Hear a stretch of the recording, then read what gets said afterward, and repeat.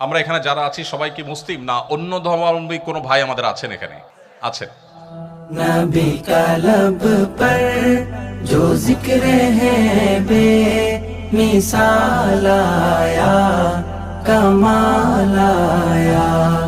नबी का लब पर जो जिक्र है बे मिसाल आया कमाल। শুরুতে একটা জিজ্ঞাসা আপনাদের কাছে, আমরা এখানে যারা আছি সবাই কি মুসলিম না অন্য ধর্মাবলম্বী কোনো ভাই আমাদের আছেন এখানে? অন্য ধর্মাবলম্বী যদি কেউ থাকেন একটু হাত তুলবেন। আছেন। ভাইয়ের কি নাম? কেউ কি আমাকে হেল্প করবেন ভাইয়ের নামটা জানার ব্যাপারে? সবুজ কুমার দাস। সবুজ কুমার দাস, জি। ধন্যবাদ ভাই সবুজকে, আপনাকে থ্যাংক ইউ সো মাচ। আপনি আমাদের এই আয়োজনে সামিল হয়েছেন। আপনি বসুন, আসন গ্রহণ করুন। কেন আখিরাতের বিশ্বাসটা যৌক্তিক? বিজ্ঞানের উৎকর্ষের এই যুগে আমাদের অনেকেরই মনে প্রশ্ন জাগে, আমরা মারা যাওয়ার পর আবার আল্লাহ তাআলা সৃষ্টি করবেন, আমাদের বিচার হবে, জান্নাত হবে বা জাহান্নাম হবে। কেন এটা অপরিহার্য? এটা এই জন্য অপরিহার্য, একজন মানুষের জীবনে যদি দুনিয়ায় সব শেষ হয়ে যায় তাহলে তাহলে তার জীবনের যৌক্তিক পরিসমাপ্তি কখনোই সম্ভবপর হবে না। কেন হবে না? ধরুন একজন মানুষ সারা জীবন জুলুমের শিকার হয়েছেন, সারা জীবন জুলুমের শিকার হয়েছেন, হতে পারে না যে তিনি আদালতে গেছেন সেখানে ন্যায় বিচার পান নাই, সামহাও ন্যায় বিচার পান নাই, হয়তো তিনি নিজের বিষয়টা তুলে ধরতে পারেন নাই, যেভাবে হোক তিনি ন্যায় বিচার থেকে বঞ্চিত হয়েছেন। এই লোকটা যদি মারা যান তাহলে তার এই সমাপ্তি কাঙ্ক্ষিত সমাপ্তি না। কিন্তু একজন ইমানদার আখিরাতে বিশ্বাসী মানুষ, তিনি মনে করেন, তিনি জানেন, মনে প্রাণে বিশ্বাস করেন, দৃঢ় বিশ্বাস আছে যে তার এই মৃত্যুর পর আল্লাহর সামনে দাঁড়াতে হবে। দুনিয়ার কোথাও যদি তিনি সুবিচার না পান, কোনো টেনশন নাই, আল্লাহ তাআলা বিচার করবেনই করবেন। দুনিয়ার সব জায়গায় যদি ঠকে যান, তার টেনশনের কোনো কারণ নাই, তিনি শুধু সবকিছু সহ বুঝে পাবেন। দুনিয়ার সব জায়গায় তো নিগৃহীত থাকেন, আল্লাহর কাছে তিনি নিগৃহীত হবেন না। এই যে আখিরাতের প্রতি বিশ্বাসের যৌক্তিকতা, প্রয়োজনীয়তা, এটা মানুষের জীবনের যৌক্তিক পরিসমাপ্তি এবং এন্ডিং দিকে মানুষকে নিয়ে যায়। আপনি যদি আপনার সেকুলার দৃষ্টিভঙ্গি থেকে দেখেন তাহলে আপনার একটা স্বপ্ন ছিল, স্বপ্নটা বাস্তবায়ন করতে পারলেন না, তাহলে আপনার এখন যাওয়ার কোনো জায়গা নাই। আপনি ও স্যাড বলা ছাড়া, ডিপ্রেসড হওয়া ছাড়া আপনার কিছু করার নেই। এটা একজন মানুষের জীবনের কোনো কাঙ্ক্ষিত সমাপ্তি হতে পারে না। দুর্ভাগ্যজনক বাস্তবতা হলো যারা মুহাম্মদ সাল্লাল্লাহু আলাইহি সাল্লাম সহ আল্লাহর পক্ষ থেকে প্রেরিত নবী রাসূলদের প্রতি ঈমান আনে না, বিশ্বাস করে না, তাদের জীবনে এরকম অনাকাঙ্ক্ষিত পরিসমাপ্তির সম্ভাবনা অনেক জোরালো। পক্ষান্তরে যারা মুসলমান, যারা মুহাম্মদ সাল্লাল্লাহু আলাইহি সাল্লামের প্রতি ঈমান এনেছে, তাদের সার্থকতা হলো মুহাম্মদ সাল্লাল্লাহু আলাইহি সাল্লাম তাদেরকে তাদের সৃষ্টিকর্তার সাথে পরিচয় করে দিয়েছে এবং এর ফলশ্রুতিতে আখিরাতের প্রতি বিশ্বাসী হয়েছে। একজন মানুষ দুনিয়াতে অনেক কিছু করতে চেয়েছেন, কিছুই করতে পারেন নাই, যদি তিনি মুসলমান হন তাহলে তার ডিপ্রেশনের কোনো কারণ নাই, তার দুশ্চিন্তার কোনো কারণ নাই। কারণ তিনি যদি ভালো কিছু করবার সদিচ্ছা রাখেন এবং তার জন্য যথাযথ পদক্ষেপ নিয়ে থাকেন, তিনি যদি তার কাঙ্ক্ষিত কাজটি করতে নাও পারেন, আল্লাহ রাব্বুল আলামিন কিয়ামতের দিন তার সেই কাঙ্ক্ষিত কাজ করে যে পরিমাণ রিওয়ার্ড পাওয়ার কথা, পুরস্কার পাওয়ার কথা, তার সবটুকু আল্লাহ তাআলা তাকে বুঝিয়ে দিবেন। অতএব একজন মুসলমান তার জীবনে কখনো ডিপ্রেশন তাকে কখনো স্পর্শ করতে পারে না। আর এই কথাকেই কোরআন বলেছে, ওয়ালা ইয়াইআস মির রাউহিল্লাহি ইল্লাল কওমুল কাফিরুন, আল্লাহর রহমত থেকে নিরাশ হয়ে যাওয়া, আশাহত হয়ে যাওয়া, ডিপ্রেসড হয়ে যাওয়া, এটা আল্লাহর প্রতি অবিশ্বাসী ছাড়া কারোর জীবনে আসতে পারে না। বিশ্বাসী মানুষের জীবনে আসার কোনো স্কোপ নেই। কেন আপনি সিরাত চর্চা করবেন? কারণ সিরাত চর্চা আপনার আইডেন্টিটি আপনাকে ঠিক করে দিবে, আপনার স্রষ্টার সাথে আপনার সৃষ্টি হিসাবে আপনার একটা সম্পর্ক গড়ে তুলবে। তাতে কি হবে? আপনার ডিপ্রেশন আসবে না। আপনারা ছাত্র মানুষ, আপনারা ইউনিভার্সিটি স্টুডেন্ট, যদি স্কুল বা কলেজ বা স্কুল লাইফের দিকে ফিরে যান, আমাদের অনেক স্কুল স্টুডেন্ট আছেন যারা অনেক পড়াশোনা করেন। এসএসসিতে একটা ভালো ফলাফল করতে হবে তাকে, এইচএসসিতে একটা ভালো ফলাফল করতে হবে তাদের। এ ধরনের স্টুডেন্টদের জন্য আমাদের ডক্টর নাবিল ভাই অনেক কাজ করেন, মাশাআল্লাহ, অনেক চমৎকার চমৎকার তার দিক নির্দেশনা আছে, আমরা জানি আমাদের এই ধরনের স্টুডেন্টদের জন্য। তো স্টুডেন্টরা যখন খুব পড়াশোনা করে পরীক্ষার আগে, অনেক ছেলেপেলে আছে, অনেক ছেলেমেয়েরা আছে, তাদের পড়াশোনার অন্যতম লক্ষ্য থাকে একটা ভালো ফলাফল করা। আর ভালো ফলাফল কেন করতে চায়?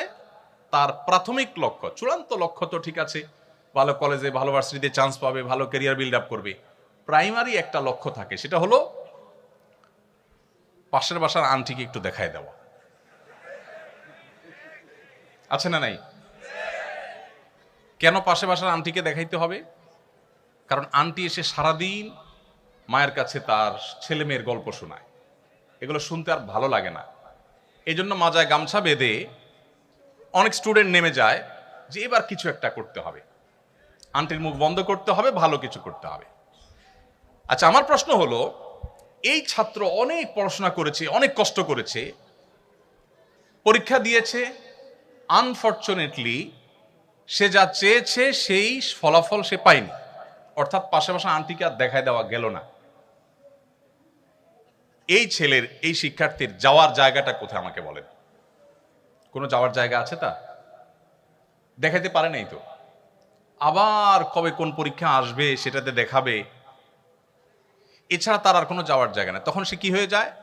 ডিপ্রেসড হয়ে যায়, সে দুশ্চিন্তার মধ্যে পড়ে যায়, মন খারাপ করে, এবং কখনো কখনো আত্মহত্যার পথে পর্যন্ত চলে যায়। এবার আসুন আমরা আরেকটা চিত্র দেখি।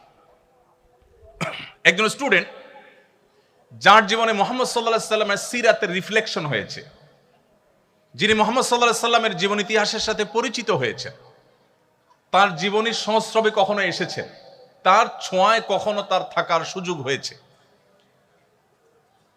এই স্টুডেন্ট যেহেতু তার রবকে চিনে, তিনি তার সব কিছু দেখাতে চান তার রবকে, সৃষ্টিকর্তাকে। পাশাপাশি আন্টি কিংবা তার কোনো বন্ধু বান্ধব কিংবা অন্য কাউকে তিনি দেখাবার জন্য কিছু করেন না। তার লক্ষ্য হলো তিনি ভালো ফলাফল করে ভালো একটা জায়গায় দাঁড়িয়ে এই যে দুর্নীতির করাল গ্রাস গোটা দেশটাকে শেষ করে দিচ্ছে, তিনি মেরুদণ্ড সোজা করে এদেশের মানুষের জন্য অ্যাজ এ মুসলমান, মুসলিম মিল্লাতের মুখকে উজ্জ্বল করবার জন্য তিনি কিছু করতে চান, এই স্বপ্ন নিয়ে তিনি পরীক্ষা দিচ্ছেন, পড়াশোনা করছেন, চেষ্টা করছেন।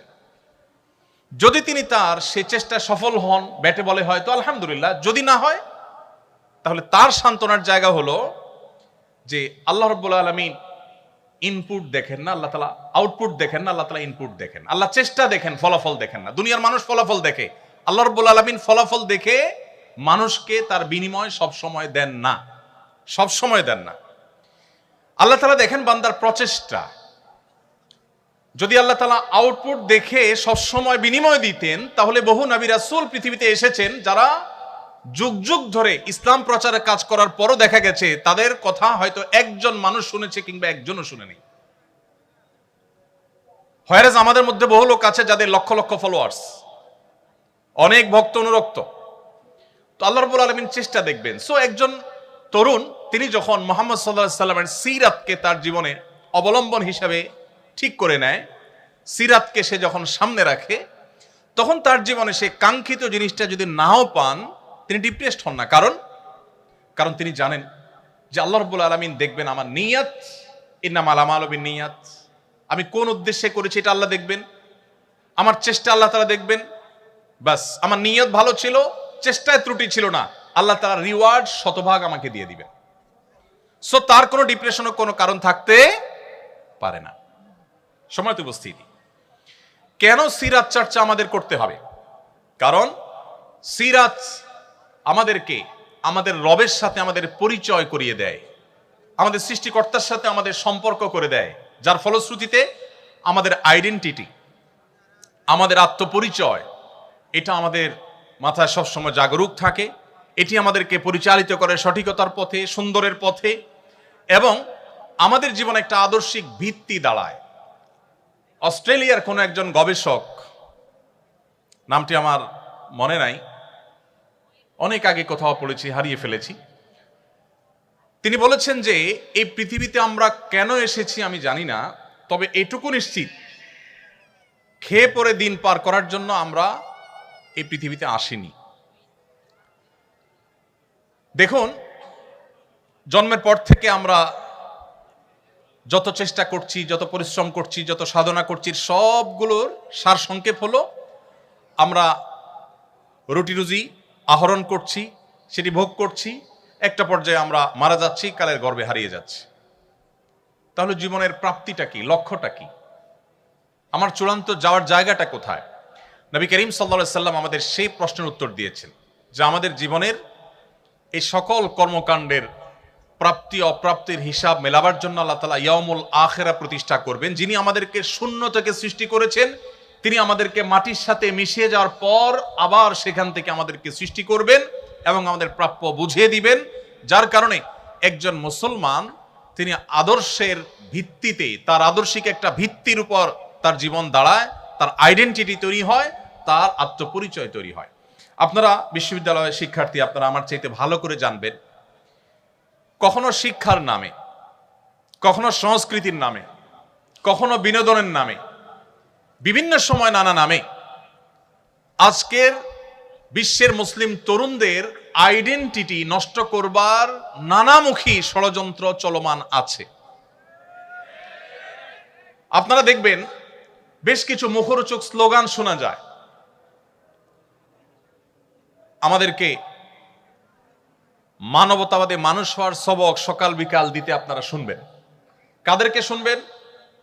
সেই সব মানুষদের কাছ থেকে শুনবেন যারা অনবরত নিরপরাধ শিশু হত্যাকাণ্ডে মেতে আছে। তাদেরকে শুনবেন যারা নারীর অধিকার নিয়ে গোটা পৃথিবীতে জিগির তুলছে, আমাদেরকে সকাল বিকাল সবক দিতে আসে। শত সহস্র প্রেগনেন্ট নারীদেরকে যারা বোমা মেরে হত্যা করে। মুসলমানের দৃষ্টান্ত হলো সেই বাঘের বাচ্চার মতো, যে বাঘের বাচ্চাকে শিয়াল লাফানো শেখায়। আজ পৃথিবীতে আমাদের অবস্থা সেরকম হয়ে গেছে।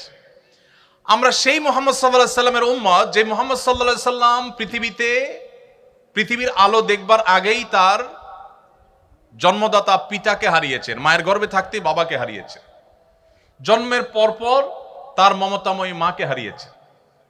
একের পর এক বাবা মা দুজনের ছায়া সরে গেল, অথচ তিনি তখনও দুধের শিশু। এরপর তার একমাত্র অভিভাবক দাদা আব্দুল মুত্তালেব সামান্য সময় পার হতে না হতেই তার কৈশোরেই তার সে অভিভাবকের ছায়াও সরে গেল, তিনিও মারা গেলেন। তার জীবনের সবচেয়ে কঠিন বছর, যেটি আমাল হুজুন বলা হয়েছে সিরাতের বইয়ে, সেই বছরে তার সবচেয়ে বড় অভিভাবক একদিকে চাচা আবু তালেব, অপরদিকে ঘরে স্ত্রী মা খাদিজা রাদিয়াল্লাহু তাআলা আনহা, আমাদের উম্মুল মুমিনিন এবং তার স্ত্রী খাদিজা রাদিয়াল্লাহু তাআলা আনহা, এই দুজনের ছায়া একসাথে উঠে গেল। একের পর এক পায়ের নিচ থেকে মাটি সরে যাচ্ছে। এরপর যখন মক্কায় তিনি সবচাইতে সম্ভ্রান্ত বংশের, সবচাইতে সম্ভ্রান্ত ফ্যামিলির, সবচাইতে মর্যাদার জায়গা ছিলেন, যে মক্কাবাসী তাকে তার বিশ্বস্ততার কারণে আল আমিন উপাধি দিয়েছিল, সেই মক্কার মানুষরা তার বিরুদ্ধে এতটাই ষড়যন্ত্রে মেতে উঠল, তাকে ধ্বংস করবার জন্য এতটাই তারা উদ্যত হলো যে তাকে তার মুখের উপর থুতু মারতেও তারা দ্বিধা করল না। তাকে শারীরিকভাবে হ্যারাসমেন্ট করা হলো, নানাভাবে অপমানিত করা হলো। মুহাম্মদ সাল্লাল্লাহু আলাইহি সাল্লাম এই সকল বাধা ডিঙ্গিয়ে সামনে অগ্রসর হচ্ছিলেন। একটা পর্যায়ে তার মাতৃভূমিতে তাকে থাকতে দেয়া হলো না, মক্কা তাকে ত্যাগ করে চলে যেতে হয়েছে রাতের অন্ধকারে, তাও শান্তিতে যেতে দেওয়া হয়নি। বহু লোকচুরি করে, বহু প্ল্যান প্রোগ্রাম করে তাকে মদিনায় হিজরত করতে হয়েছে। মদিনায় যাওয়ার পর সেখানে একটু শান্তিতে কোথায় দিন কাটাবেন, সেখানেও শান্তিতে থাকতে দেওয়া হলো না। একটি রাত তার জীবনে তাকে নিশ্চিন্ত ঘুমাবার সুযোগ দেয়নি মক্কার মুশরিকেরা। কখনো চাপিয়ে দিয়েছে বদর, উহুদ, খন্দক, কখনো বা তাবুক, কখনো বা অন্য কোনো যুদ্ধ। এত বাধার পাহাড় ডিঙ্গিয়ে মদিনায় আসার পর মাত্র 10 বছর সময় পেয়ে গোটা পৃথিবীর পট পরিবর্তন করে দিয়েছে। কেন আপনাকে সিরাত জানতে হবে? কারণ আপনি সাকসেস তরুণ হতে চান, সাকসেস মানুষ হতে চান, সফল মানুষ হতে চান। পৃথিবীর ইতিহাসে এত চ্যালেঞ্জ মোকাবেলা করে এত দ্রুততার সাথে নিজের মিশনকে সাকসেস করতে পেরেছেন মুহাম্মদ সাল্লাল্লাহু আলাইহি সাল্লাম ছাড়া আরেকজন মনীষী আপনি বের করতে পারবেন না। কেন আপনার তাকে পাঠ করতে হবে? কেন তার জীবনী আপনাকে জানতে হবে? কেন তার সিরাত আপনাকে চর্চা করতে হবে? কারণ তার সিরাত আপনাকে সাফল্যের চূড়ান্ত শিখরে পৌঁছতে সাহায্য করবে। সম্মানিত উপস্থিতি,